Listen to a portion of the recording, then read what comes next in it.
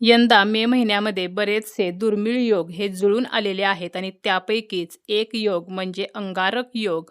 या योगावरती गणेश मंदिरातून ही वस्तू आपल्याला घरी आणायची आहे. श्री स्वामी समर्थ. अंगारकी संकष्टी चतुर्थी ही सर्व संकष्टी चतुर्थींपैकी अत्यंत विशेष मानली जाते. जेव्हा संकष्टी चतुर्थी ही मंगळवारी येते त्यावेळेला ती अंगारकी संकष्टी चतुर्थी असते. ज्या कोणाला संकष्टीचे व्रत आणि उपवास सुरू करायचे आहेत तर त्या व्यक्ती अंगारकी संकष्टी चतुर्थीपासून हे उपवास आणि हे व्रत सुरू करत असतात. अशा या अंगारकी संकष्टी चतुर्थीच्या दिवशी आपल्याला गणपती मंदिरामध्ये जायचं आहे. गणपती बाप्पांचं दर्शन घ्यायचं आहे आणि गणेश मंदिरातून आपल्याला एक वस्तू घरी आणायची आहे. आपल्या घरामध्ये बऱ्याच वेळेला आर्थिक समस्या असतात, पैशा संबंधीच्या अडचणी असतात, घरामध्ये पैसा येत नाही किंवा आलेला पैसा टिकत नाही, कर्ज जे आहे तर ते काही केल्या फिटत नाही, ते वाढतच आहे, किंवा काही केल्या आपल्या घरामध्ये धनसंपत्तीमध्ये वाढ होत नाही, धनधान्याचा तुटवडा निर्माण होत आहे. तर अशा समस्येसाठी सुद्धा आपण हा जो उपाय आहे तर तो करू शकतो.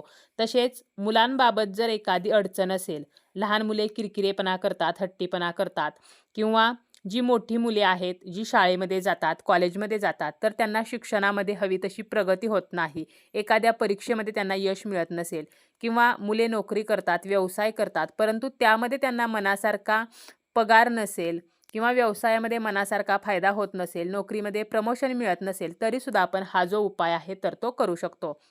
गणपती बाप्पा जे आहेत तर ते इच्छा पूर्ण करणारे देवता आहेत. सर्वांचे लाडके असे हे गणपती बाप्पा सुखकर्ता आहेत. ते आपल्या जीवनामध्ये सुख घेऊन येतात. त्याचप्रमाणे ते विघ्नहर्ता आहेत. आपल्या जीवनातील सर्व दुःखे जे आहेत तर ते गणपती बाप्पांच्या कृपेमुळे नष्ट होत असतात. तसेच गणपती बाप्पा हे बुद्धिदाता आहेत, मंगलदाता आहेत. आणि गणपती बाप्पांच्या आशीर्वादाने आपल्या जीवनातील समस्या नष्ट होण्यासाठी आपल्याला गणेश मंदिरातून काही वस्तू ज्या आहेत तर त्या घरी आणायच्या आहेत. या दिवशी आपल्याला सकाळी लवकर उठायचं आहे, स्नान करायचं आहे, यानंतर स्वच्छ वस्त्र परिधान करायचं आहे, शक्य असेल तर लाल रंगाचं वस्त्र परिधान करायचं आहे. आपल्या देवघरामध्ये जे गणपती बाप्पा आहेत तर त्यांची विधिवत पूजा आपल्याला करायची आहे. त्यांना मोदक किंवा बुंदीचे लाडू किंवा गुळ खोबऱ्याचा नैवेद्य दाखवायचा आहे, आरती करायची आहे.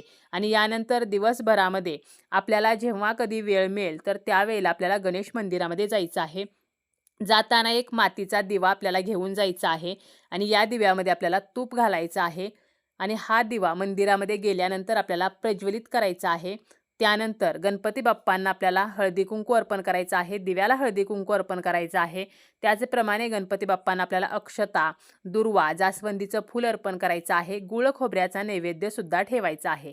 आणि यानंतर आपल्याला काही अशा वस्तू आहेत ज्या गणपती बाप्पांच्या चरणाजवळ असतात, तर त्यातील काही वस्तू आपल्याला उचलून घरी आणायच्या आहेत. तर या वस्तू कोणत्या? तर त्यापैकी पहिली वस्तू आहे ती म्हणजे बाप्पांना जे तांदूळ अर्पण केलेले असतात, मग ते तांदूळ आपण अर्पण केलेले असतील किंवा इतरांनी अर्पण केलेले असतील, तर यातील आपल्याला 21 तांदूळ उचलायचे आहेत. जरी 21 तांदूळ मिळाले नाहीत तरी किमान 5 तांदूळ आपल्याला घ्यायचे आहेत.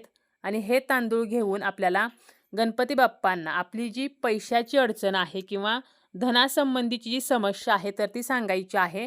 आपल्या ज्या आर्थिक समस्या आहेत तर त्या बाप्पांना सांगायच्या आहेत, कारण आपल्याला हे तांदूळ जे आहेत तर ते आर्थिक समस्या नष्ट होण्यासाठी आपल्याला गणेश मंदिरातून घरी आणायचे आहेत. आणि म्हणून ही समस्या बाप्पांना सांगून ती समस्या नष्ट व्हावी म्हणून आपल्याला प्रार्थना करायची आहे. त्याचप्रमाणे हे तांदूळ जेव्हा आपण उचलतो तर त्यावेळेला एक एक करत उचलायचं आहे. एक तांदूळ उचलायचा, ओम गण गणपते नमः म्हणायचं, दुसरा तांदूळ उचलायचा, ओम गण गणपते नमः म्हणायचं. तर अशा प्रकारे 21 तांदूळ उचलायचे किंवा 5 तांदूळ आपल्याला उचलायचे आहेत. त्यानंतर आपल्याला घरी आल्यानंतर काय करायचं आहे तर एक लाल रंगाचं कापड घ्यायचं आहे. देवघरामध्ये ज्या ठिकाणी बाप्पांची मूर्ती आहे तर त्यासमोर हे कापड ठेवायचं आहे. दिवा आपल्याला एक देवघरामध्ये तुपाचा लावून घ्यायचा आहे. त्यानंतर आपल्याला हे जे तांदूळ आहेत तर हे तांदूळ आपल्याला आपल्या हातामध्येच ठेवायचे आहेत. गणपती बाप्पांचं स्मरण करायचं आहे आणि यानंतर आपल्याला आपली जी धनाची समस्या आहे, पैशाची अडचण आहे तर ती पुन्हा एकदा बाप्पांना सांगायची आहे. आणि या आपल्याला कापडावरती हे तांदूळ जे आहेत तर ते ठेवायचे आहेत आणि त्या कापडामध्ये त्याची पुरचुंडी आपल्याला बांधायची आहे. आणि 5 मिनिटं बाप्पांच्या चरणाजवळ आपल्याला ही पुरचुंडी ठेवायची आहे. या पुरचुंडीला हळदी कुंकू फूल अर्पण करायचं आहे. धूप दीपाने ओवाळायचं आहे आणि त्यानंतर 5 मिनिटानंतर उचलून आपल्या तिजोरीमध्ये ठेवायचे आहे किंवा आपण आपल्या पॉकेटमध्ये पर्समध्ये सुद्धा हे तांदूळ एका लाल कागदामध्ये बांधून ठेवू शकतो. तर अशा प्रकारे पैशाची अडचण असेल तर गणेश मंदिरातून आपल्याला तांदूळ जे आहेत तर ते आणायचे आहेत. आता आपल्या जीवनामध्ये जर इतर काही समस्या असतील, म्हणजे मुलाबाबत जर एखादी समस्या असेल तर आपल्याला काय करायचं आहे, बाप्पांना ज्या दुर्वा अर्पण केलेल्या असतात तर यातील एक दुर्वाची जुडी जी आहे तर ती आपल्याला उचलायची आहे.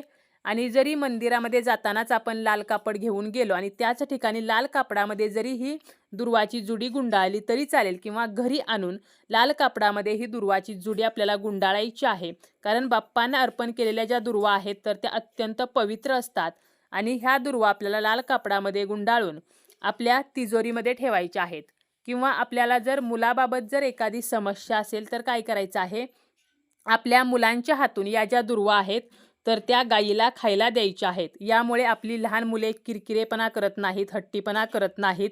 तसेच ज्या मुलांना शिक्षणामध्ये प्रगती हवी आहे तर त्यांच्या हातून या दुर्वा गायीला खायला दिल्या तरीसुद्धा चालतात.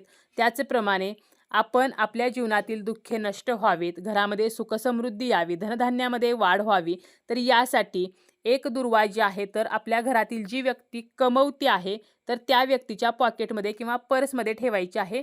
ठेवताना अशा ठिकाणी ठेवायची आहे की जेणेकरून आपला हात लागणार नाही. म्हणजे आपण जेव्हा मांसाहार वगैरे करतो तर त्यावेळेला आपल्याला त्या दुर्वाला स्पर्श होणार नाही. तर अशा प्रकारे आपल्याला ही दुर्वा जी आहे तर ती ठेवायची आहे. किंवा मुलांच्या टेबलमध्ये, पुस्तकामध्ये, कंपासमध्ये सुद्धा आपण एक दुर्वा जी आहे तर ती ठेवू शकतो, जेणेकरून मुलांची अभ्यासामध्ये प्रगती होईल. तर अशा प्रकारे दुसरी वस्तू आहे ती म्हणजे आपण गणेश मंदिरातून दुर्वा घेऊन येऊ शकतो. यानंतर तिसरी वस्तू आहे ती म्हणजे सुपारी. गणपती बाप्पांना आपण सुपारीसुद्धा अर्पण करत असतो.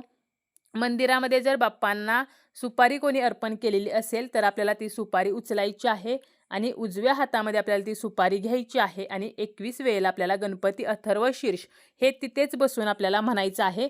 आणि यानंतर ही सुपारी घरी आणल्यानंतर लाल किंवा पिवळ्या कपड्यामध्ये बांधून तिजोरीमध्ये ठेवायची आहे. जे काही आर्थिक समस्या असतील किंवा जे काही आपले पैशासंबंधीचे प्रॉब्लेम असतील तर ते नष्ट होण्यासाठी आपण गणेश मंदिरातून सुपारी जी आहे तर ती सुद्धा घरी घेऊन येऊ शकतो आणि आपल्या तिजोरीमध्ये किंवा आपण ज्या ठिकाणी पैसे ठेवतो, कॅश बॉक्स असेल तर त्या ठिकाणी ठेवू शकतो. आपले जर दुकान असेल तर त्या ठिकाणी आपण ज्या ठिकाणी आपले पैसे ठेवतो म्हणजे पैशाचा गल्ला वगैरे आहे तर त्या ठिकाणी सुद्धा लाल किंवा पिवळ्या कपड्यामध्ये बांधून ही सुपारी जी आहे तर ती आपण ठेवू शकतो, जेणेकरून आपल्या उद्योग व्यवसायामध्ये सुद्धा वाढ होईल आणि बाप्पांच्या कृपेने आपल्या जीवनातील ज्या काही आर्थिक समस्या आहेत तर त्या नष्ट होतील. तर अशा या 3 वस्तू आहेत. 3 पैकी कोणतीही एक वस्तू जी आहे तर ते आपण गणेश मंदिरातून घरी घेऊन येऊ शकतो. आता जरी गणेश मंदिरामध्ये जाणे काही कारणाने शक्य झाले नाही तरीसुद्धा आपण घरी जे बाप्पांना तांदूळ अर्पण करतो तर या तांदळातील काही तांदूळ जरी आपण ठेवले किंवा दुर्वा ठेवल्या तरी चालतील.